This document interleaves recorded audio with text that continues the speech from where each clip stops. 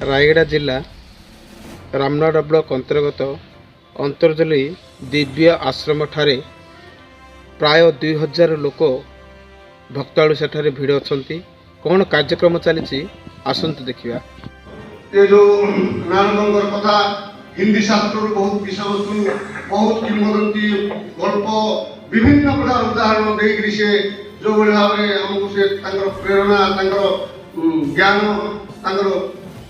संघ माध्यम जो आम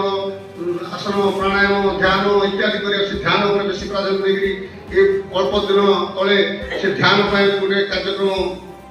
बुली बुलिक प्रत्येक जो संघ जो रही सब जगह पहुँच सी कार्यक्रम परिचालना करते भी आम दिव्य दर्शन केंद्रीय कमिटी विचार कला फास्ट से पगड़ी बंधा प्रकृति बड़ा गुरुत्वपूर्ण कार्यक्रम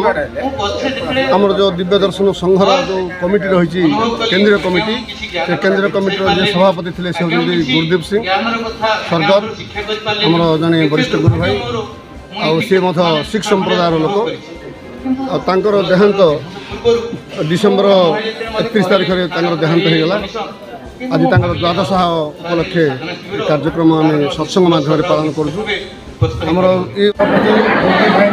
द्वादश श्रद्धांजलि सत्संग पालन से उद्देश्य आम प्राय 2000 भाई भूमि मैंने विभिन्न ओडिशा विभिन्न प्रांत को आस जोगदान कर दिव्य दर्शन संघ गुरु जो भाववाणी मनुष्य संसार के सुख शांति आनंद रही तार जीवन जो लक्ष्य को से हासिल कर